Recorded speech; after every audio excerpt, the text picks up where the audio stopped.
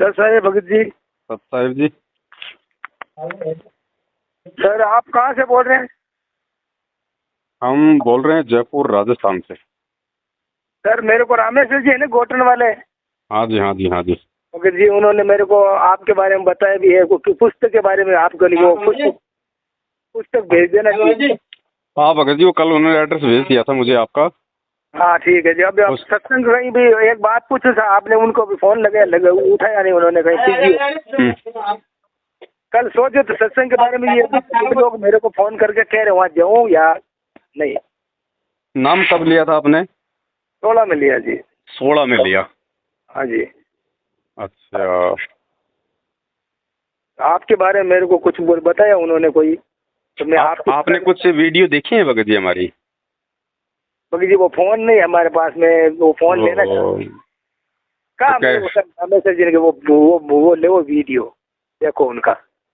हाँ तो वो देखे बिना भगत जी ये पूरी राम कहानी समझ में नहीं आएगी जो इन लोगों ने पाखंड शुरू कर रखा ना गुरु जी के जेल जाने के बाद में। अब मेरे समझ में आ गई, मेरे को तो परमात्मा की इतनी दया है, इतना मैं उनके मर्यादा में हो गया, समझ में कहने पर भी आ जाती। तो फिर कहीं नहीं जाना भगत जी। जो सत्संग आपके घर पे भगवान ने मोबाइल में दे रखा है वो सत्संग सुनने के लिए आप वहाँ जाओगे, क्यों अपना समय बर्बाद करोगे? सही बात है। वो सत्संग तो जितना आप आने जाने में समय बर्बाद करोगे उतने में तो आप घर बैठ के सुन लोगे शांति से।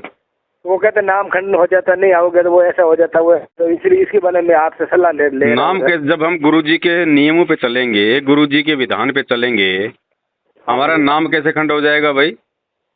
सत्संग सुनने कहीं भी बैठ के सुन लेंगे। सत्संग सुनने के लिए 400 किलोमीटर जाना जरूरी है क्या? कल को हमारे गुरु जी आएंगे तब चाहे हमारे को अमेरिका जाना पड़े हम अमेरिका जाएंगे अपने परमात्मा के लिए, लेकिन इन लोगों के लिए हम क्यों जाएं?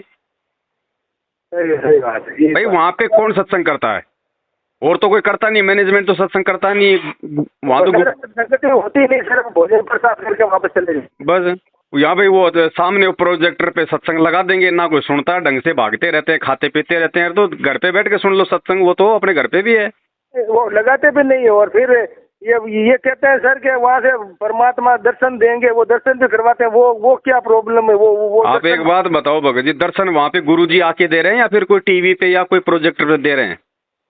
वो टीवी से ही मिल रहे हैं। तो टीवी पे तो रोज अपने घर पे यूट्यूब पे वीडियो सुनो भगत जी। साधना टीवी चैनल पे सत्संग आता है, क्या उसमें क्या कोई आसाराम थोड़ी कर रहा है सत्संग? उसमें भी तो संत रामपाल जी कर रहे हैं, तो दर्शन वहाँ कर लो।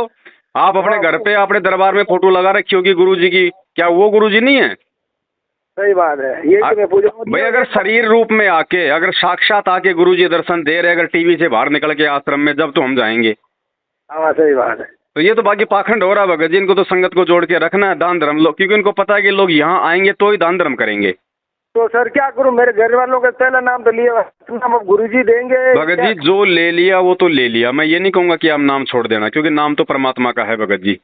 हालांकि इन लोगों को नाम देने का आदेश नहीं है गुरु जी की तरफ से, लेकिन फिर भी आपने ले लिया, कोई बात नहीं, मर्यादा में रहोगे तो नाम अपना काम करेगा, नाम मत छोड़ना। आगे का कोई भी नाम है, सतनाम है या सार नाम है, जब तक गुरु जी नहीं आ जाते हैं ये लेने की गलती मत करना किसी और से। ठीक है। अपना सत्संग सुनो, मालिक का ज्ञान है, मालिक का नाम है, आप अपना धंधा करके खा रहे हो, दूसरे की गुलामी क्यों करनी? क्यों डरे हम इनसे? बोला भैया नाम खंड हो जाएगा ना तो गुरुजी आएंगे तब ठीक करवा लेंगे, तुम अपनी चिंता करो। ये बात बिल्कुल सही है। वो बहुत ही दबाव डाल रहे हैं, इधर उधर आते हैं जाते हैं। दबाव किस बात का? भक्ति में दबाव होता ही नहीं। अगर दबाव की भक्ति होती तो संत रामपाल जी तो भगवान है, वो तो भगत जी गर्दन पकड़ पकड़ के भक्ति जो बल्कि भक्ति करवा लेते, अभी तक तो पूरी दुनिया को जोड़ लेते, वो तो इतने समर्थ हैं। वो रमेणी होती है और शादियां भी होती है रमेणी के वहाँ करा, वो क्यों करवाएं भाई? कोई भी भगत का लड़का देख लो, लड़की देख लो, और जगत में भी बहुत अच्छे अच्छे इंसान है, उनको अपना नियम बताओ, मर्यादा बताओ, अगर वो मानते तो वहां शादी करो, दिक्कत क्या रही है उसमें? यही बात है ना भाई। गुरुजी ने कौन सा भक्तमती से शादी जो है मतलब रमेणी की थी? जब गुरुजी ने की थी तब कौन से नाम ले रखा था उसने? सही बात है। हैं? यही तो ज्ञान के लिए हम भटक रहे हैं कि वहाँ मुझे ये भगत जी क्या कर रहे हैं कि संगत हमारे हाथ से ना निकल जाए। संगत हाथ से निकल गई तो हमारे पास दान धर्म कहाँ से आएगा, मौज मस्ती कहाँ से होंगी? यही हो रहा है। सीधी सीधी भक्ति करनी है भगत जी, ये घर बैठ के करने की भक्ति है ये। इसमें पाखंड नहीं है, इस भक्ति में ड्रामा नहीं चलता, इसमें दिखावा नहीं चलता, इसमें दान अपने गुरु जी को दिया जाता है। गुरु बिन माला फेरते, गुरु बिन देते दान, पढ़ाया ना परमात्मा ने। हाँ कहा है। और ये भी तो है, जैसे राधा स्वामी सत्संग कर रहे हैं वैसे शुरू हो गया ये तो। वो ड्रामा शुरू हो गया जगह जगह, इन्होंने अपनी ब्रांचें खोल दी उन लोगों की तरह। राजस्थान में राजस्थान वाला कमा रहा है, हरियाणा में हरियाणा वाला कमा रहा है। राजस्थान का भगत हरियाणा में नहीं जा सकता, हरियाणा का राजस्थान में नहीं आ सकता। अरे भगतों को जो है मतलब कि बांट के रख दिया। परमात्मा तो कहते हैं कि मैं पूरी दुनिया एक करूंगा, इन्होंने भगतों को आपस में बांट दिया। हाँ, भारतीय कोई काठमांडू नेपाल में भी एक गुरुद्वारा है, बताओ। और जब तो गुरुजी थे तब कहीं था कोई गुरुद्वारा, कोई आश्रम था? पूरी दुनिया को गुरुजी एक ही आश्रम में बुला के जमल की भक्ति करवाते थे। हाँ। और इन्होंने ड्रामे शुरू कर दिए भगत जी। कल से मेरे उनसे मुलाकात हुई ना रामेश्वर जी से। हाँ जी, हाँ जी, हाँ जी। तो मैंने उनको कहे जैसे विचार से मैं चला, वो प्रसाद चढ़ाना था वैसे चढ़ा। उसके बाद मेरे को एकदम मेरे दिमाग ऐसा हो गया जैसे वास्तव में परमात्मा के पास मैं अब गया हूँ। भगत जी एक बात बताओ, हाँ परमात्मा कहते हैं जिन भगतों का ये भोग लग जावे उनके तीनों ताप नसावे। हाँ बिल्कुल है। तो जब तक हम अपने गुरुजी को भगवान नहीं मानेंगे, भगवान मान के फिर उनको भोग लगाना शुरू नहीं करेंगे, तो ये हमारे कष्ट ये कहाँ से कटेंगे? पहाड़ जैसे नहीं कटेंगे।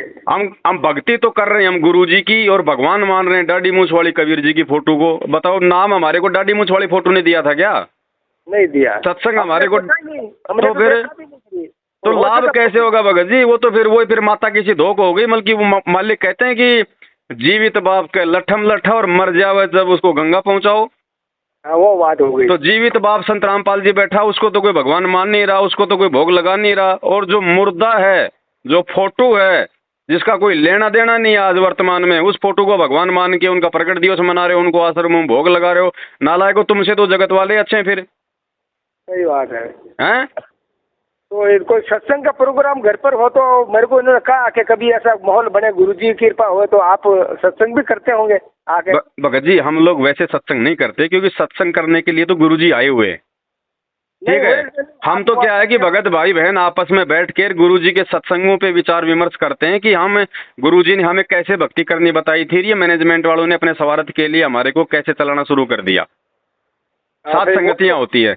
वो एक बार मैं कराना चाहता हूँ सर। वो देखो, अभी आप नए नए जुड़े हो, पहले अभी आपके पास में शंका समाधान पुस्तक आएगी, पहले आप उसको पूरी पढ़ना। फिर 2-4 बार आप अपने भक्तों के आसपास में जहाँ भी सात संगति होती है ना, रामेश्वर जी के संपर्क में रहो आप। जैसे भी सात संगति होती है तो आप उन सात संगतियों में जाओ, पहले देखो कि वहाँ पे भगत क्या करते हैं, कैसे नहीं करते हैं, सही है या गलत है। उसके बाद में फिर जैसे कुछ भगत आपके संपर्क में आ जाएंगे, जब आप भक्तों से मिलोगे 10-20-50 भगत आपके संपर्क में आएंगे, फिर आपके घर पे रखेंगे तो कुछ भगत भी आएंगे, फिर आपको भी जानकारी होगी। ठीक ठीक सर। जल्दबाजी नहीं करनी भगत जी, बिल्कुल भी। हाँ ठीक, रामेश्वर जी से मैं जुड़ गया हूँ कल से। तो ठीक है, आप उनके संपर्क में रहना, कोई भी सात संगति होगी वो आपको सूचना दे देंगे। वहाँ जाओ, परमात्मा को भोग लगाओ, देखो। एक दिन चलेंगे जयपुर, सत्संग कहीं होगा, मैं आपको ले जाऊंगा जब मैं आऊंगा सर। हाँ ठीक है भगत जी, कोई दिक्कत नहीं, मिलेंगे फिर वहाँ ना। तो वो पुस्तक भेज देना सर। आ जाएंगे, 2-4 दिन में आ जाएंगे आपके पास। ठीक है। सत्ता है।